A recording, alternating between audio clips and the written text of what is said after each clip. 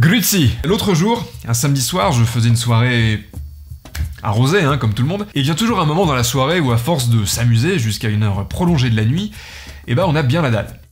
Et la nuit, il n'y a pas 36 options, il y en a même qu'une quand le McDo ferme, c'est ce bon vieux kebab, qui offre d'ailleurs autant de réjouissances gustatives que de surprises. Qui ne l'a jamais regretté le lendemain? Donc aujourd'hui, on va s'attaquer au cas du grec. Kebab. Alors, grec, kebab, comment on dit? On dit pas du tout grec. Comme c'est toujours meilleur quand c'est fait maison, on va tout faire maison, de A à Z, enfin de K à B, et aujourd'hui on va particulièrement s'occuper du pita. Mais avant de passer en cuisine, il me faut un modèle. Ah bah oui, le kebab c'est sérieux, moi je veux rien laisser au hasard. Si seulement je l'avais pris pour le manger. C'est le moment de faire un petit unboxing du kebab. On va délicatement séparer les ingrédients.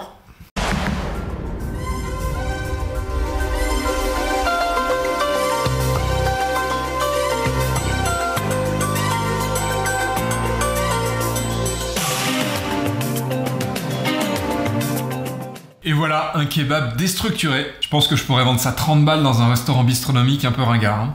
Alors, le pita, vous voyez, il est très moelleux, assez clair aussi, on n'a pas beaucoup de traces de brûlé. À l'intérieur, il est plutôt épais, à vue de nez, je dirais 1 cm.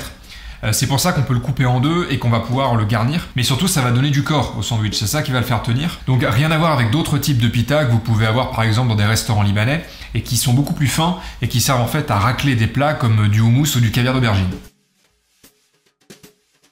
Alors c'est mou, c'est très élastique, il n'y a presque pas de croûte.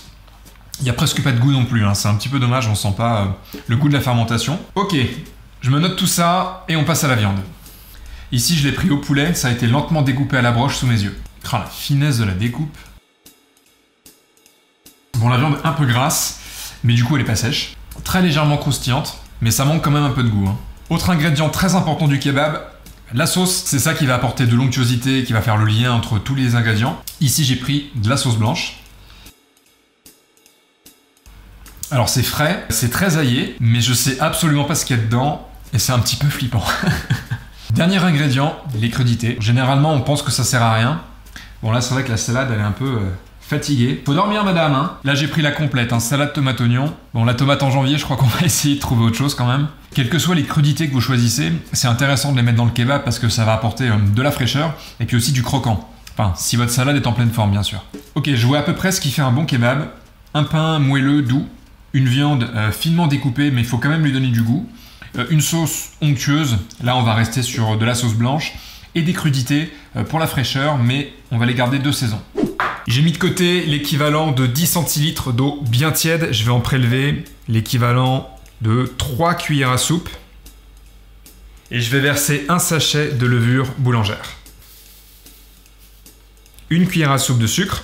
Et ensuite on va diluer tout ça pour activer les levures. Voilà, on va les laisser tranquilles, s'activer pendant quelques minutes. La farine. Là, je prends de la farine blanche, mais vous pouvez prendre n'importe quel type de farine. Vous pouvez même faire des mélanges, moitié farine blanche, moitié farine complète, c'est comme vous voulez. 225 grammes. Le sel, très précisément 8 grammes. Et maintenant, on ajoute la levure, le reste de l'eau tiède, et 5 centilitres de lait que j'ai fait un peu tiédir. Le lait c'est un petit peu plus gras donc ça va apporter de l'onctuosité au pita. Hop là! Cette première étape, elle s'appelle le phrasage. Il s'agit simplement de mélanger tous les ingrédients ensemble pour qu'ils fassent un petit peu connaissance, enfin l'eau et la farine surtout. Avant de pétrir, je vais laisser reposer 5-10 minutes pour que l'eau imprègne bien la farine et hydrate bien la pâte. Tu restes sage, Quand on fait du pain, il y a une peur qui circule aussi vite que les chaînes Facebook qui vous demandent de partager ce statut à 20 amis sous peine de voir le malheur et la maladie s'abattre sur vous, c'est que le sel entre en contact avec les levures. Ce qui vient d'ailleurs se passer il y a 30 secondes puisque j'ai un petit peu fait le mélange à l'arrache. Et on recommande d'ailleurs de ne jamais mettre le sel et les levures en contact car le premier pourrait tuer les secondes.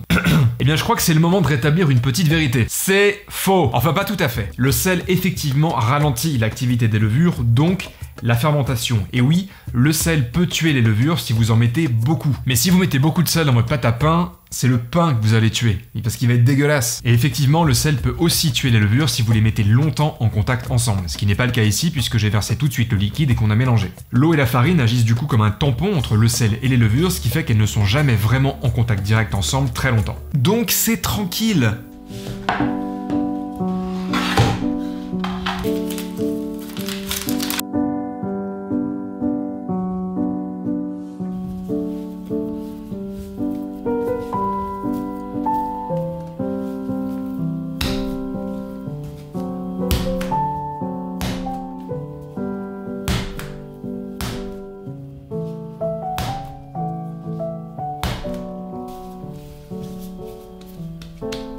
Regardez la pâte comme elle est vraiment lisse, elle est souple, elle est élastique aussi mais elle va prendre encore plus de souplesse maintenant. Je vais la laisser reposer, je la recouvre de papier film pour éviter qu'elle croûte en surface et on va la laisser pousser au moins 1 heure dans un endroit chaud, le four avec juste la lumière allumée, c'est parfait.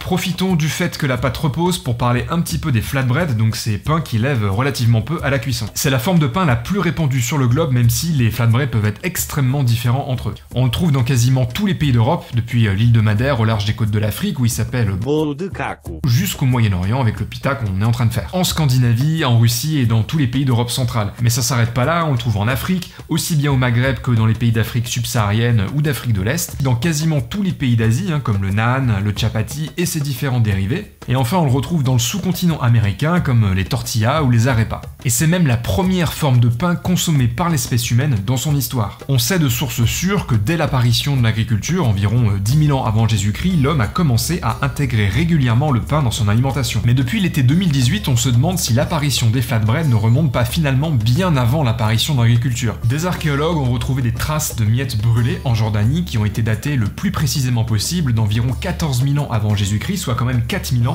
avant l'apparition de l'agriculture. Soit du coup 4000 ans aussi avant que le kebab puisse commencer à devenir une réalité. C'est fou, c'est complètement fou. En tant qu'aliment de base du régime alimentaire pour de nombreuses populations, les flatbreads sont évidemment très liés au terroir et aux différentes céréales qu'on y cultive. En Europe et sur le pourtour du bassin méditerranéen, la majorité des flatbreads sont réalisés à partir de farine de blé et ses différents dérivés. Mais en Europe centrale et en Scandinavie, on retrouve des flatbreads réalisés plutôt à partir de farine de seigle, comme le pumpernickel en Allemagne, le riska en Finlande ou en Islande, le flat caca. C'est pas une vanne, ce pain existe vraiment et il s'appelle comme ça. En Afrique subsaharienne et en Afrique de l'Est, on va plutôt utiliser d'autres céréales que le blé, comme le millet ou le teff, et dans le sous-continent américain, la plupart des flatbreads sont réalisés à partir de farine de maïs, avant que les Européens y introduisent la culture du blé. Mais ce n'est qu'une petite partie des farines qu'on peut utiliser, car le flatbread, en quelque sorte, c'est aussi le pain de la débrouille, et on peut finalement y ajouter n'importe quel agent de structure qui va pouvoir se solidifier à la cuisson. Des farines issues de légumineuses comme le pois chiche ou le haricot, d'autres fruits comme la châtaigne, ou de tubercules comme la pomme de terre. Certains contiennent un peu de levain, comme le pain qu'on est en train de faire, d'autres pas du tout, comme la piadina en Italie ou le pain de la vache, qui est consommé dans les pays autour de la mer Caspienne, comme l'Arménie, l'Iran et les différentes républiques d'Asie centrale. Naturellement, autant de diversité dans les ingrédients utilisés et dans les façons de le préparer, ça donne au flatbread des textures et des goûts très différents. Les pains sans levain, déjà, ils ont un goût en général beaucoup plus neutre parce que la fermentation apporte des touches d'acidité caractéristiques. Ils auront généralement une texture moins aérée, moins onctueuse, puisque sans fermentation, il y a moins de développement de la mie. C'est le cas par exemple du pain lavache en Arménie, mais aussi du tournebröd en Suède ou de la tortilla mexicaine. De même, en fonction des farines utilisées, les flatbreads auront des textures différentes. Les farines dites panifiables, donc essentiellement le blé et ses différentes variétés, elles contiennent naturellement du gluten, ce qui donne de l'élasticité à la pâte et qu'ils font gonfler. A l'inverse, les flatbreads réalisés à partir de farines faiblement ou non panifiables, qui représentent d'ailleurs l'essentiel des types de farines, riz, maïs, millet, sarrasin, châtaigne, pommes de terre, auront tendance à être beaucoup plus compacts, comme le rugbrød danois. La fermentation est terminée, donc sur ces bonnes paroles, on va regarder ce que ça donne. Regardez la pâte, elle a bien doublé de volume, elle est très très douce au toucher. Alors on a une odeur très légèrement acidulée, pas beaucoup.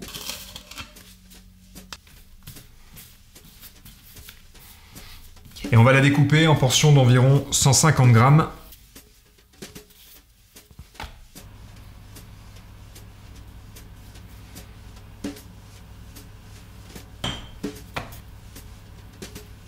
Vous voyez, on va chercher à avoir cette épaisseur-là. On pourrait évidemment faire encore plus fin, mais rappelez-vous qu'on veut pouvoir couper le pita en deux et pouvoir le fourrer et qu'il garde de la structure qui puisse tenir le sandwich. Donc je vais m'arrêter là. On place les pitas sur une plaque allant au four recouverte de papier cuisson, on enfourne pour 10 minutes à 220 degrés et on laisse faire la magie.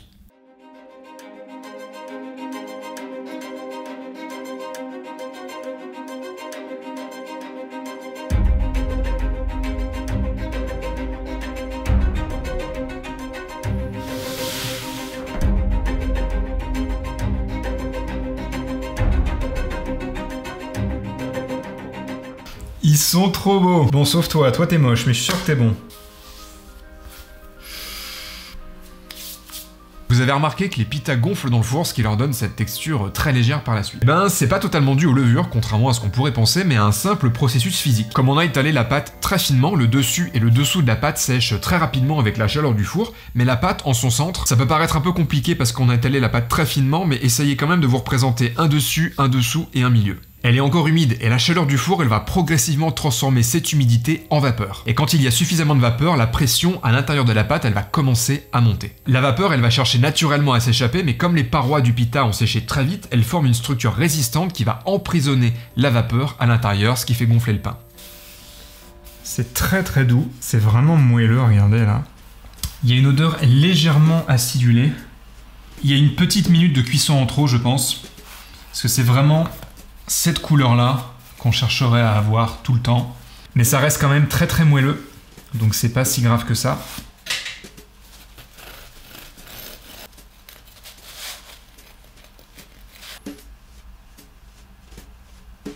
Regardez à l'intérieur, la mie, elle est bien aérée, bien alvéolée. Là on a une odeur de levain. Superbe. Vous voyez, on a besoin de cette épaisseur pour pouvoir l'ouvrir en deux et pour pouvoir garnir le sandwich. Si vous mangez un shawarma, par contre, c'est très différent parce que les ingrédients sont sur une galette qui est ensuite roulée, donc on n'a pas besoin de l'ouvrir en deux pour la fourrer, donc on peut vraiment avoir quelque chose de très très fin.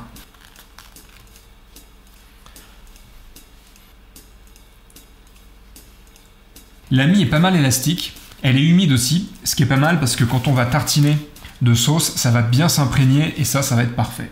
Bon, maintenant, la viande. Mais pour ça, il va falloir attendre un petit peu parce qu'on s'arrête là pour cette semaine. J'espère que cette vidéo vous a plu. Si c'est le cas, bien évidemment, le petit pouce, abonnez-vous et puis activez les notifications pour ne manquer aucune des prochaines vidéos. On se retrouve d'ailleurs la semaine prochaine pour une nouvelle vidéo. D'ici là, je vous embrasse et n'oubliez pas qu'il faut manger pour vivre, mais qu'on vit aussi pour manger. Ciao!